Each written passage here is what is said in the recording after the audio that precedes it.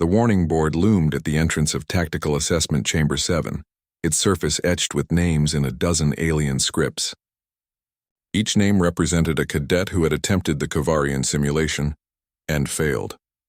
The most recent entry was only 3 cycles old. A Thexian whose neural patterns had required medical intervention after the psychological strain. Lisa Chen stood before the board, stylus in hand, while her roommate Nick Morrison watched with a mixture of admiration and concern. "You don't have to do this," Nick said quietly. "Commander Vexala said it herself. No cadet in 15 years has passed. It's designed to be unwinnable." Lisa's dark eyes remained fixed on the board. Without hesitation, she pressed the stylus against the metallic surface and carved her name in clean, deliberate strokes. "Lisa Chen, human, Earth. That's exactly why I'm doing it," she replied. The Kovarian simulation had earned its reputation across the Galactic Defense Academy. It was a tactical nightmare scenario. A colony ship under attack, limited resources, impossible odds, and a countdown that left no time for the careful deliberation that most species required for strategic thinking. The Thexians, with their crystalline logic matrices, overthought every variable. The Dracorians, despite their warrior culture, became paralyzed by the dishonor of choosing who would die. The Lumari's collective consciousness couldn't reach consensus fast enough. Every species had their reason for failure.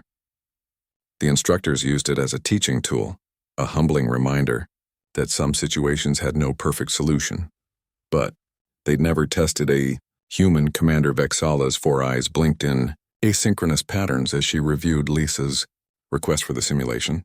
The Varanthi instructor had overseen the Academy's tactical program for 30 standard years, and she prided herself on understanding the psychology of every species under her command. Humans, however, remained an enigma. They'd only joined the Galactic Defense Coalition 5 years ago, and their military history was troubling. They seemed to possess an unusual relationship with impossible situations. Cadet Chen, Vexala's translator, rendered her chittering speech into standard galactic. "I must ensure you understand. This simulation has a 98% psychological trauma rating for species who attempt it. Your instructors will have medical teams standing by, but the emotional and mental strain—" "I understand, Commander," Lisa interrupted, a breach of protocol that made Vexala's antennae twitch. "With respect, I've read every after-action report from previous attempts. I know what I'm facing, then you know it cannot be won."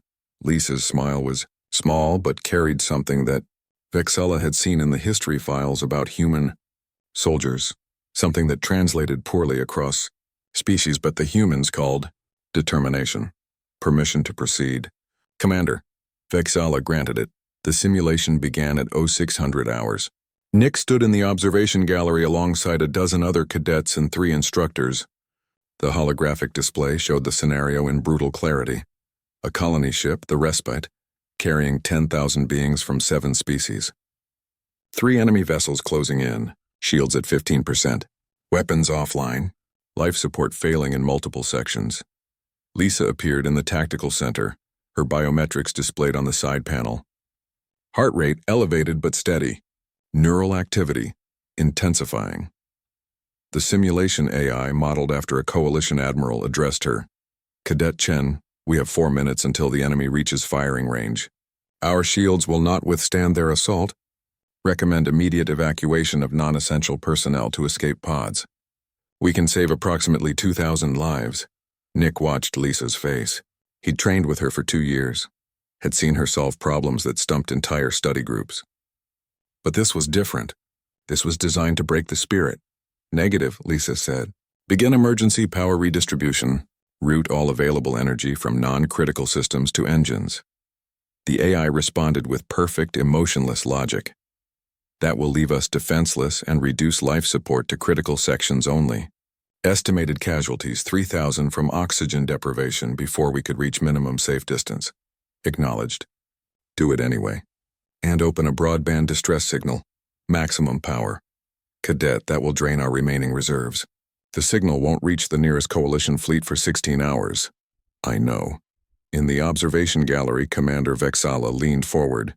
This was a new approach. Reckless, perhaps, but new. Lisa's fingers flew across the holographic controls. AI, what's the composition of the pursuing vessels? 3 Krell Raiders, standard configuration. And their typical engagement pattern? They maintain formation, overwhelm shields, then board for salvage operations. They prefer to capture ships intact. Lisa's expression shifted. Nick recognized it immediately. She'd found an angle. Reroute shield power to create a fluctuating energy signature. Make it look like our core is destabilizing. Then begin venting atmosphere from cargo sections. Controlled burns to simulate catastrophic damage. The AI paused. A programmed hesitation meant to mirror real uncertainty. Cadet, that will appear as though we're suffering a core breach. Exactly. Vexala's translator barely kept up with her excited chittering. She's not trying to fight or flee. She's trying to make herself worthless. The simulation continued. The Krell vessels approached, their sensors reading a ship in its death throes. No valuable salvage. No captives worth taking. Just a debris field waiting to happen. They altered course, but the simulation wasn't finished. Cadet Chen, the power redistribution has caused cascading failures. We're losing life support in sections 4 through 9. 400 beings will die in the next 90 seconds unless we restore power. Here was the true test. The impossible choice every other cadet had faced. Save some by sacrificing others, or try to save all and lose everyone. Lisa closed her eyes for precisely 3 seconds. Open all interior bulkhead doors. Depressurize the affected sections gradually. 60-second controlled venting. Emergency crews guide all personnel to central sections.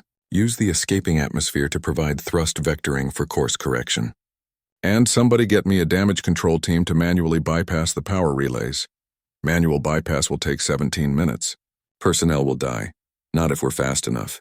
And humans are very good at fast. The simulation accelerated. Nick watched in amazement as Lisa orchestrated controlled chaos, turning every disaster into a resource, every limitation into an opportunity. She didn't accept the premise of impossible choices because she rejected the underlying assumption that the rules couldn't be bent.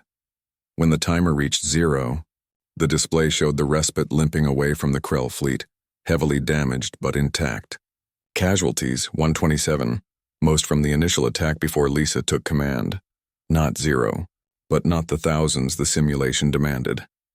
The chamber went silent. Commander Vexala approached the console, her antennae quivering.